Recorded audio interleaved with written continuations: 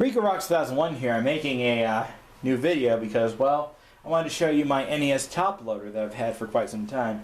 It was broken until today. I actually fixed it. There were some traces on it that I accidentally broke off, but I retraced them, and it works perfectly now. Well, I had this system since 2012, 2013, or 2014, I don't remember. I got it from a store called CD World, which unfortunately went out of business because the owners of that store where I'm at, the owners were retiring and their family members didn't want to take over. They basically sold it, and yeah, that's where I got this from.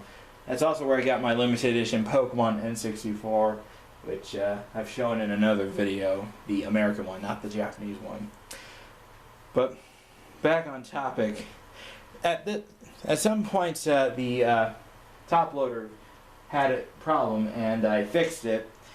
One of the capacitors was bulging out. The capacitor, that 1500 or 1000 milliamp capacitor, was bulging at the top, and it scared me that it was going to pop, so I decided to swap one from a broken Super Nintendo or Super Famicom. That would not work. It wouldn't power on. I replaced everything, so I used it as a parts board. It refused to fire up. So what I did was I took that and popped it in this system, and it worked. Although the voltage regulator died because I accidentally plugged in the wrong AC adapter. But I replaced that, and unfortunately my old soldering gun kind of ruined the traces, but as of today I redid that, I got the traces back on, and this thing fire up perfectly. Originally what I was going to do that I had planned, if this thing refused to power on because it was no good anymore, what I was actually going to do is, let me move my stack of NES games that I have right here. It's not a good collection, but it's a small, good collection if you're just beginning to collect stuff. I was actually, if you remember my other NES system, the entertainment computer system, I made a video on that it's having problems. The screen keeps going blue with diagonals or white screen. What I was actually going to do is steal the PPU and CPU and the RAM chips and pop it in this system, but since I got this working, well, for my entertainment computer system, I want to thank a fellow YouTuber writing a comment in that video that what could determine the problem.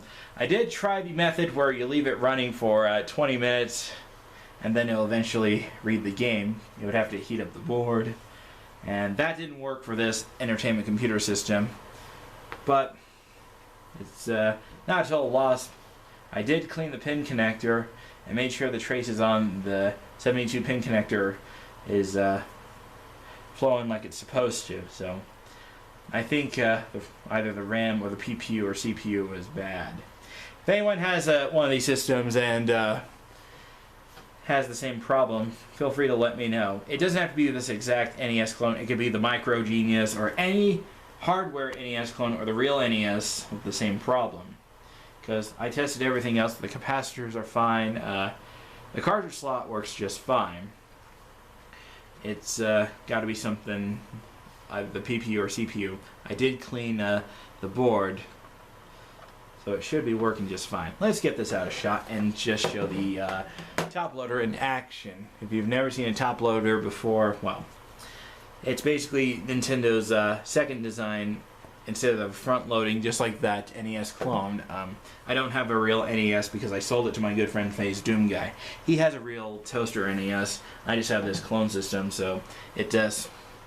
Let's pretend this is the real NES, of course. You would have your cartridge slot in the front, except it loads a bit different. And the power and reset would be right there, and the controller ports would be right there, except they'd be vertical just like this and not horizontal here. And yeah. And on the back you would have RF, but and your power, but like the real NES, you would have AV composite. So this one has a headphone jack, but that's one thing advantage of this NES clone compared to the real NES. Another advantage is the pin connector on this system is more reliable than the actual NES, because if you know, when you push down on the connections, it wear out from time to time. That's why I recommend picking up the blinking light or just get a top loader. But here's the thing I need to mention. Let's detach this controller right here. You got your cartridge slot right there, your power switch, your reset button on the back. Now you got your AC adapter. That's the same. If you buy the system without an AC adapter, you can use an original NES one. Also, there's no AV on here. You have to use the old RF switch. So if you're using a newer television, you might want to hook it through a VCR or scan your television to get it to run on a flat screen TV. That's what we're going to be using it on. So I should mention the picture quality on a flat screen TV. Well, it's not the best out there, but it should do the job just fine. I actually scanned it with my television. I have my old Vizio smart TV, and it does the job just fine. Let's go ahead and plug this back in.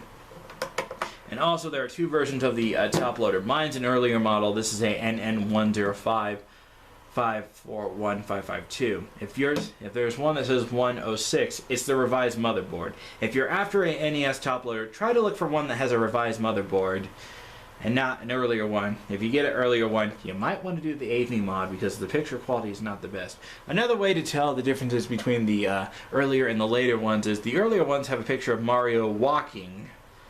The later ones just cut it right to where it has his hand and his head, and it says Nintendo right there.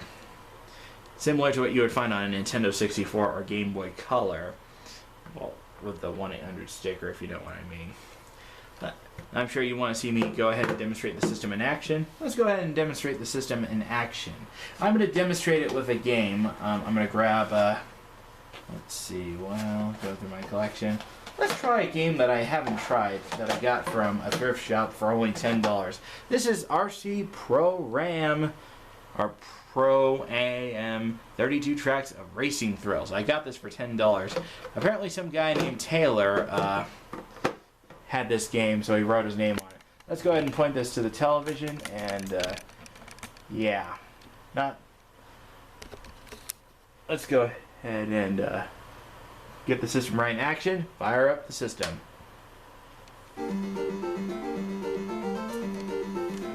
Yeah, I'm not sure if you can tell, but the picture is mediocre. I had to pick this game because if I picked Super Mario Bros. It would be copyright, something like that. So, here we go. Oh, I forgot. V's the one that makes you race. I'm not sure if you noticed the vertical lines, but as you can tell... Oh boy.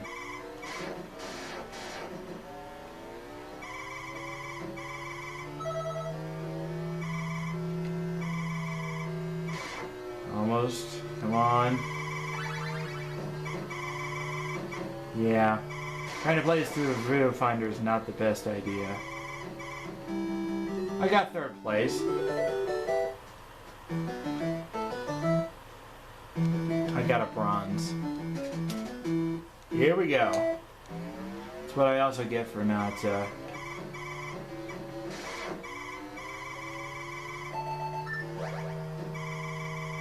Uh-oh.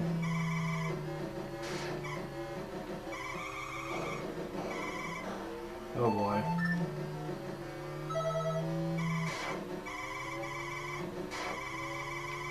Yeah, I'm not the best at this game.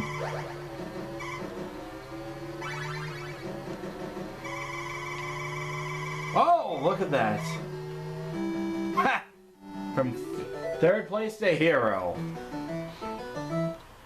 I was not expecting that.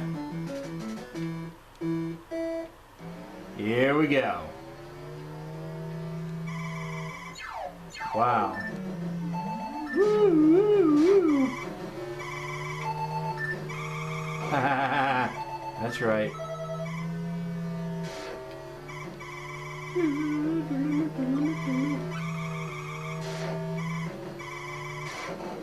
Oh, wow.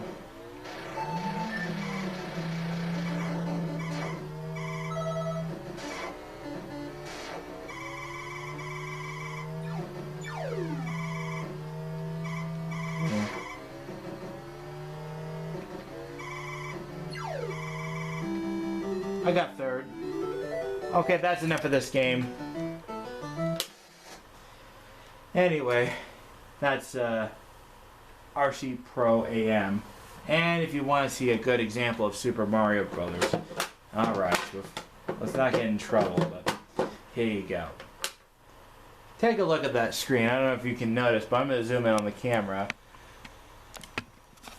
I don't know if you can see that, but those are vertical lines.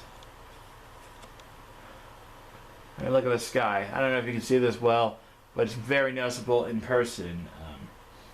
The vertical lines with these top loaders. If you're going to get a top loader, you might want to do the AV mod. If it's a revised motherboard, I don't think they're that noticeable, so other than that, yeah, AV mods are not easy for this concept, so if you're going to, well, it's not going to be a big deal for me because I have another NES system that I use to play my NES games. If you remember, let me go ahead and point the camera back at the coffee table just so you know what I'm talking about. What I have is a solution. I don't know if you can see this, but yeah, as you can see, I have an AV Famicom next to my NES Top Loader. This is what I reviewed in another video. If you want to check out my review on the NES or the AV Famicom, I will put a link in that in the description. So other than that, yeah, thanks for watching. And yeah, if you take these two apart, they're almost similar in their own ways.